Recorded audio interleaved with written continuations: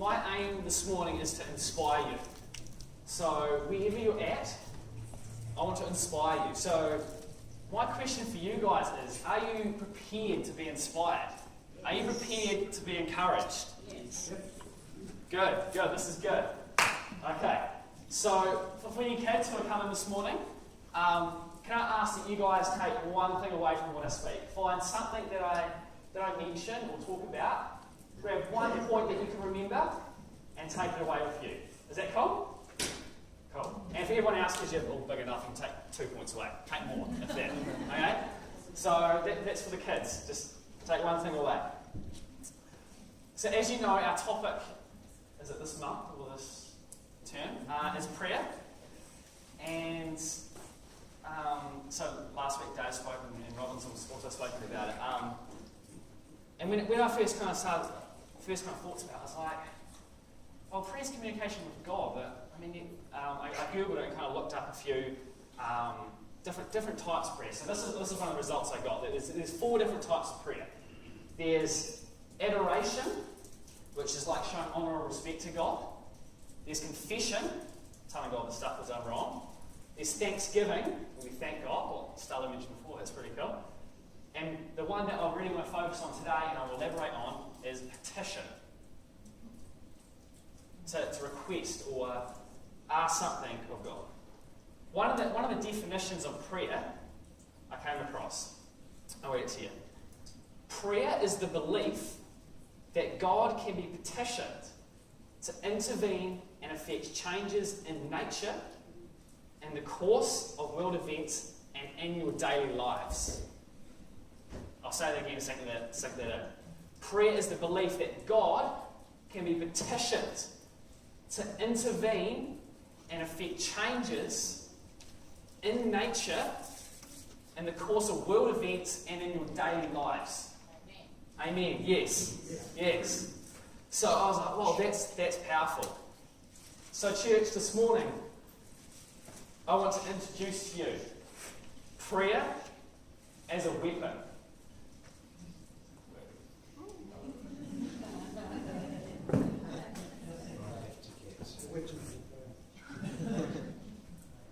Tell me when we're good to go. Church, I want to introduce to you prayer as a weapon.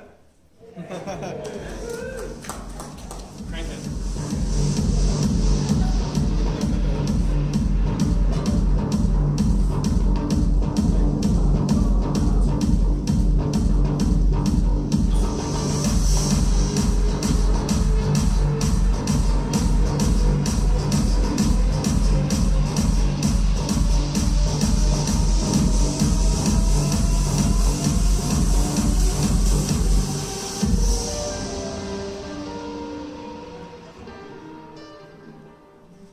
Struggle is not against flesh and blood, but against the rulers, against the authorities, against the powers of this dark world, and against the spiritual forces of evil in the heavenly realms.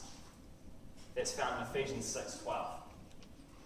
Today we do not fight physical battles. We fight spiritual battles. And how do we fight them? We fight them with prayer and the Word of God. Be sober-minded, be watchful. Your adversary, the devil, prowls around like a roaring lion, seeking someone to devour.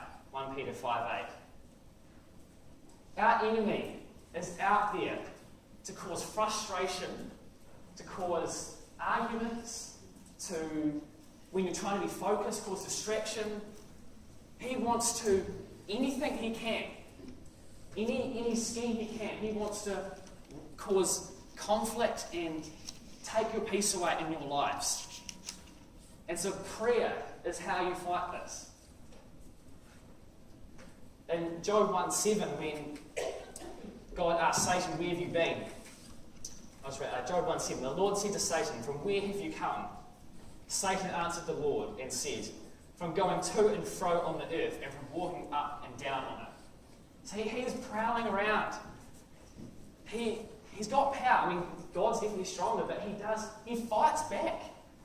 I'm going to introduce to you shortly a story in the Bible of the enemy does actually slow angels down sometimes. It's crazy.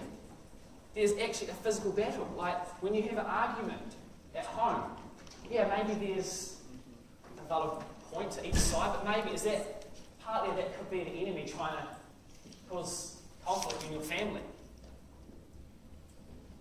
There's a spiritual battle happening in the background. Mum asked me a while ago, she's like, oh, Joe, why do guys like violence and action and, all that kind of stuff? Like, they play these computer games and like these violent movies, and, you know what it's like. She's like, why is this? Why are guys right into that? And it stumped me for a bit. I was like, why do I like it? I mean, I like comedy movies, that's always funny. I do like my action. I like my fighting. I like my stuff like that. And it got me really thinking. So, after a while of thinking about it, I kind of concluded that as a male, and in the family situation, the male is naturally the protector and naturally will physically fight and protect the family. Right? That's how God made the male, right? And so naturally, we want to fight for something. And I was like, maybe that's why. Because I don't see girls aren't into violent movies, they like chick flicks. I don't know, I mean, you don't see many girls playing video games so much. I mean, I don't know, it got me thinking, what's up with this? So it's the emotions and the adrenaline that in that physical fighting. That, I mean, thank God we don't have physical battles today, no more go wars, but spiritually, guys, you've got to understand, there is swords being drawn, there is a physical battle happening in the spiritual realm. And this is, I've come and brought some of this stuff along to try and inspire that, get those adrenaline, emotion, the male thing going. And for the girls too, I mean, you'll still connect and stuff too. But the guys, and I also guess that's probably why video games are so popular amongst teenage guys. Well, I mean, males in general, I guess, and some girls do play them, but because virtually they can put themselves in an environment where they're not causing harm to anyone, it's within a game or something like that, on a screen. And they can get those same adrenaline kicks, those emotions from putting themselves with a gun and, I don't know, Call of Duty. I don't know. But that was one thing that got me thinking when Mum said that to me.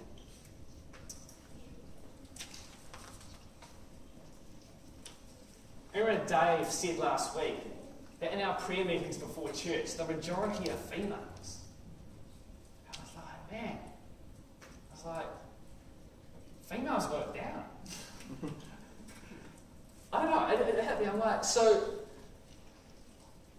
yeah, it challenged me. Males, we've got the physical warfare down, but we try and get that stuff in. But spiritual warfare, when you pray, you're fighting. This is cool. This is awesome. You with me? You with me, kids? You good? Yes? All right. We haven't lost the kids yet. Yes.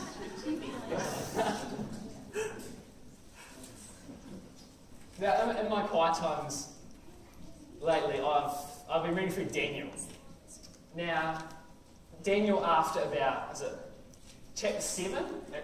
Chapter 7, it finishes the cool storytelling bits, Daniel in the lion's den, statue and all that stuff. And then goes to the visionary part where Daniel starts having these dreams and these visions of times to come. And normally, when I have read it in the past, I get to there and I go, what's going on? I don't understand this. And I'm sure most of you do that now. This is crazy. But recently I got a study Bible. And I tell you, it's like when they explain it, I'm like, cool.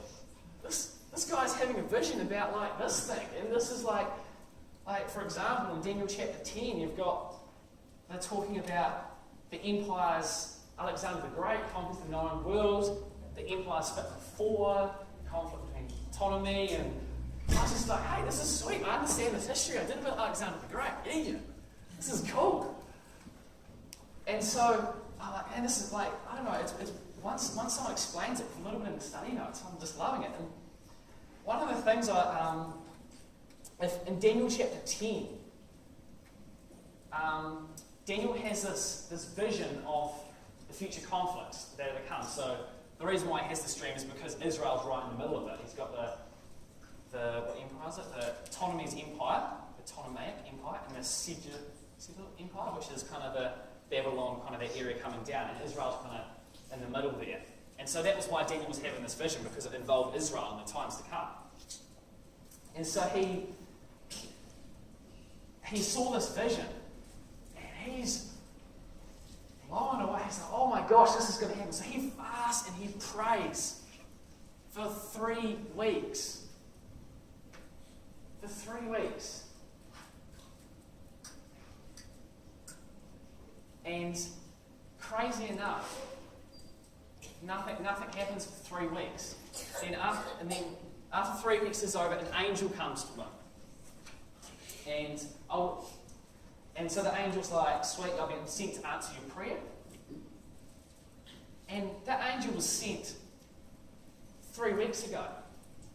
Interesting, because it says here in verse 13, the prince of the kingdom of Persia, this is the angel speaking, withstood me 21 days. But Michael, one of the chief princes, came to help me, for I was left there with the kings of Persia. So a bit of context there. So Michael is an archangel, so he's like the reinforcements. He's coming in to help him out.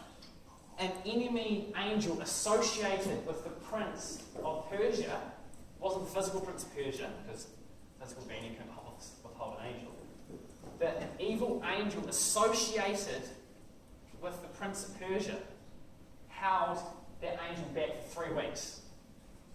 Now what makes me wonder is that angel was sent as soon as Daniel started praying. As soon, on that first day, as soon as he saw that vision, he started praying, that angel was sent. But he was withheld 3 weeks. There was a conflict there. There was a conflict. And interesting, I said in my study notes that the enemy angel wasn't able to withhold the angel completely. He could only postpone it. And so it made me wonder, if Daniel stopped praying after 2 weeks, would the angel still come? Would he have come later? We don't know.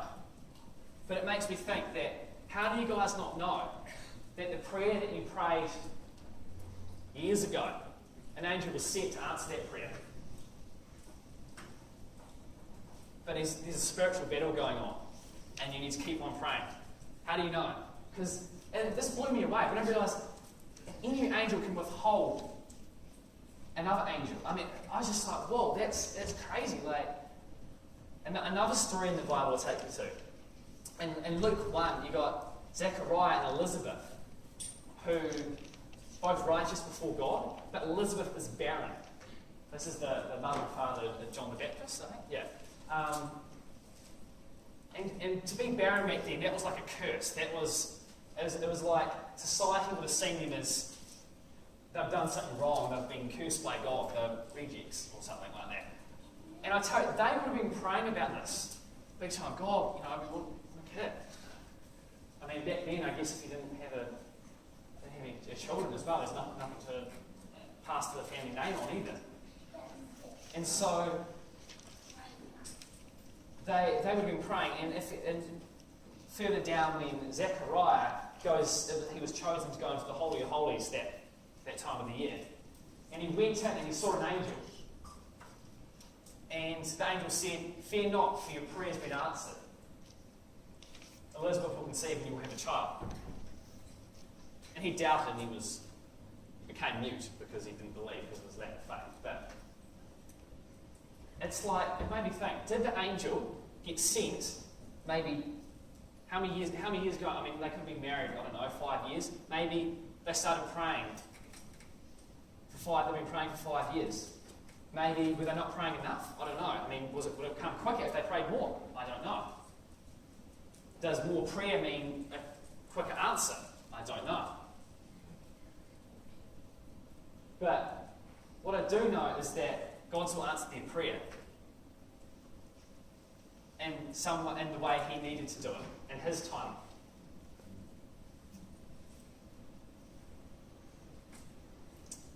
Jonah. God's like, go to Nineveh. I need you to ask him to do this. Jonah didn't even pray. I mean, he just ran. He just went down and headed in the other direction on another boat. He didn't sometimes when God asks me to do something I don't want to do it, I go, God, I don't want to do it. God's like,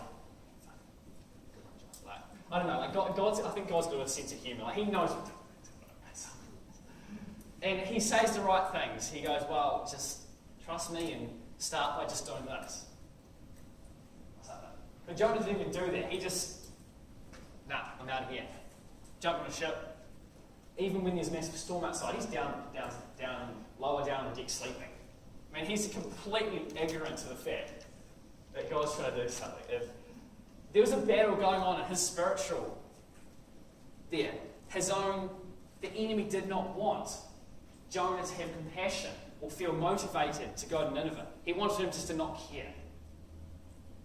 There's a spiritual battle going on. And that spiritual battle was won when he was in the fish. God had to humble him that much.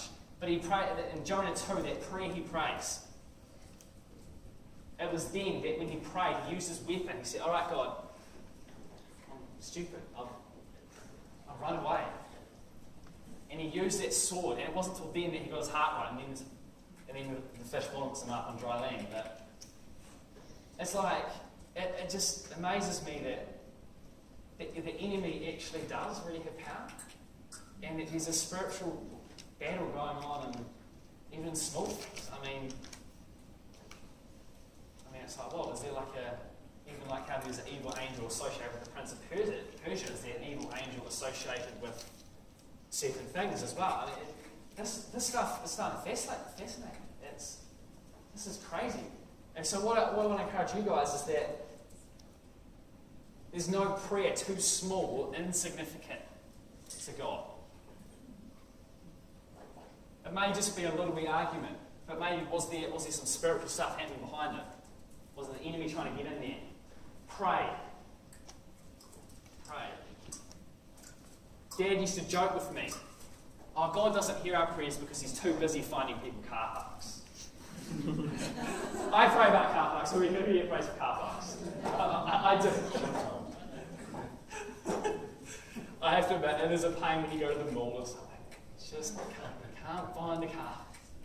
There's nothing more frustrating. I understand that, hey, God can find all the car parks and he can help you out in the other areas too. But I find this quite funny. So, I've got some examples from my life. So that examples where prayer was answered and examples where prayer wasn't answered. I'll start with the one that was answered. So at the end of last year, I really praying about getting a job or an internship with a place that would give me experience in computer science. I can never start in computer science, and I'll be finishing at the end of this year. And I want to, over the summer, get some experience at what actually I'm going to be doing when I finish, because as much as a degree is good, you need experience. And so I really just started praying about it. I think that was the first time I really actually just prayed regularly about it. And they said that God didn't answer in the way I thought he would either. The prayer was answered in the end, but it wasn't answered in the prayer. I thought I was going to get a job at another place that I love this place sounds cool, I'm just going to go and maybe see out, meeting to see them. No, sorry, we don't do internships. I'm like, okay, they didn't take me in, I don't know. And then I get an email the next day, feeling a little bit down about it. Didn't know what God was up to. Get an email the next day, it was, the Allied Telesys are looking for summer interns. Cool, well, I've already done my CV, flick that off. Done that, and then get a phone call, I got an interview. Awesome, that's cool. And then they said that I had the interview, it went pretty good, it was good. And then they said they'd get back to me within a week. And so a week goes by, 8 days go by, 9 days go by, I think it was on the 10th day, I was like, oh, no, I thought, no, this is not happening. This, I just need to, I started to let it go. And as I started to let it go, something just didn't sit right in my heart. I just knew I prayed about it and I believed it. And so that night when I finished study, I checked my emails and there was an email there full the contract and everything, and I was like, oh my gosh, God, I got the job. Yes. Yeah, I don't know. That's an example of how God answered my prayer. Like, that was the right job for me. I absolutely loved it. I mean, they had a swimming pool there. Man, it was so cool. A swimming pool at work. I don't get paid to go for a swim, but man, like a gym, I'm like, damn, like, this is cool. So, I mean, that just blew my mind. Like, I didn't even know they had a swimming pool there. I'm just like, when I looked at the CV, I'm like, is that a swimming pool? Photo swimming pool. Just a club outing day? No, it's the swimming pool they've got on site. I'm like, I mean, God's so good. He answered that prayer. But then there's also a time when he didn't answer my prayer. Maybe I was praying. There's this period of time in my life when we were getting ready to shift house. Exams had hit for first semester at uni last year. Trying to hold down some ministry stuff like Operation Generation and some other ministry stuff. And I just wasn't doing well. I was not doing well. I was kind of just scraping by kind of in all areas. And it burnt me out. I was just in a bad way. And that was the first time in my life I'd say I've ever felt depressed. It was like, I'd get up in the morning and I'd just be like, I hate life. It was like, I got up in the morning like, what have I got to look forward to? 8 hours of study. Yeah, 8 hours of study. Yeah. 8 hours of study of stuff I don't understand. And then it's just all the other stuff in life just building up. And I remember Mum was working as well, so there wasn't anyone at home. I did talk to Mum, but when she was home, but you know, it's just quiet at home. It was good to study, but when study wasn't going well, I just wanted to talk to people, I guess. And yeah, it was a real hard time in my life. I remember just waking up. The exam period was about 3 weeks long, and I needed to study for 3 weeks. There was that much material to get through, and how far behind I was. And after about 2.5 weeks, I'm just crying out to her. I'm like, God, this is ridiculous. I hate this stuff. Like, I mean, when you're pushing yourself to study for weeks, it's more time than working 8 hours. I mean, I like working so much that you come home after work out study. That was nice. But when it just was endless and it was, I still had a couple more exams to go, God didn't answer any of my prayers then. He didn't help me. Talked with the family a bit, felt a little bit better. But yeah, on a daily basis, I just had to push and press. God cared more about my character than what he cared about my comfort. That's not nice. Thanks, God. But it was a hard period of my life, and he didn't answer my prayer. Let me talk. I was like, oh God. Praise God, thank God in bad times. Thank you, Stella. God, you're awesome. I love being depressed. Excited, I'm depressed. Yeah, it's good. It's big exams. Okay, now I want to hammer this home. Let's get some visuals going. What do you reckon?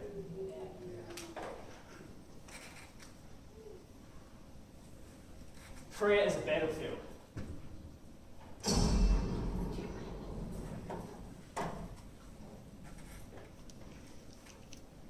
Wasn't quite the same trying to make this. I'm trying to get good shots, not trying to win the battle. Welcome to your spiritual battlefield. You need to get along to those prayer meetings and mount those horses. They are not strength. You are warriors, not sacks of barley.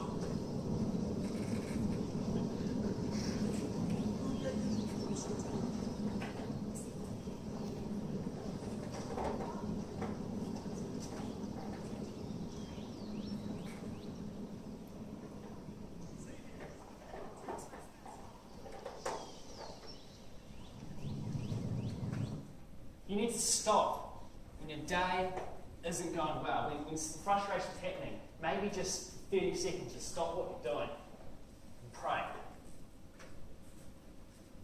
When those things aren't going well, get some prayer in there. You need to mobilise into formation.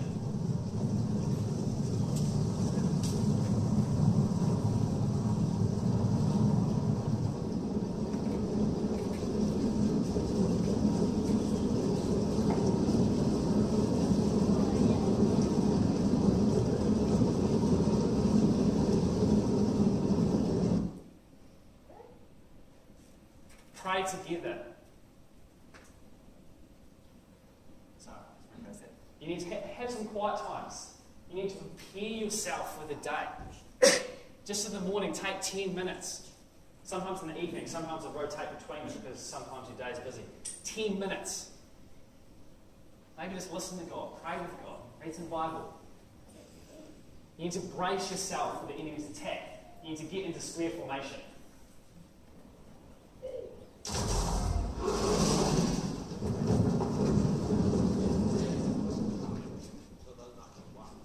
Thanks. That feels... I think I skipped one there. Let's go back.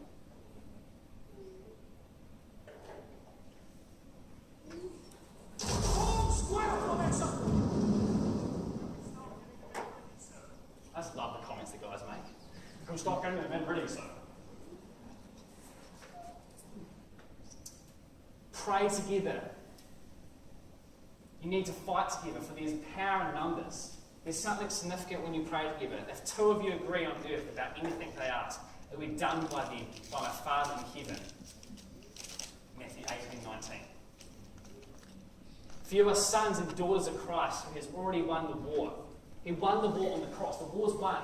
There's individual battles that you still must face in your lives.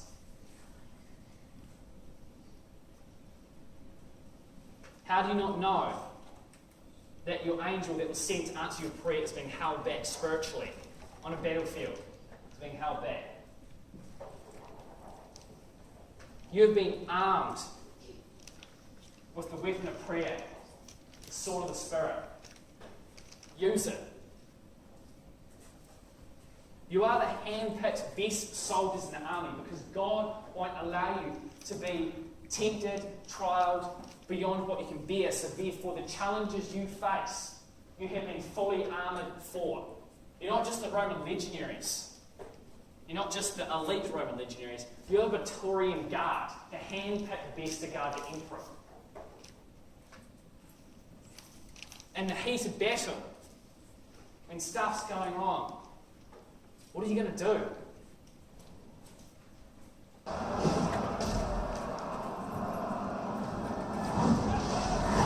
Our hidden units have been discovered.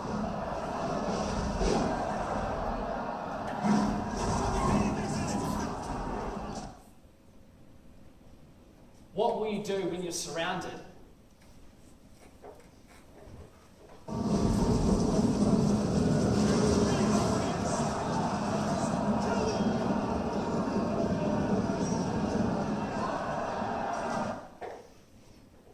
Pray without ceasing.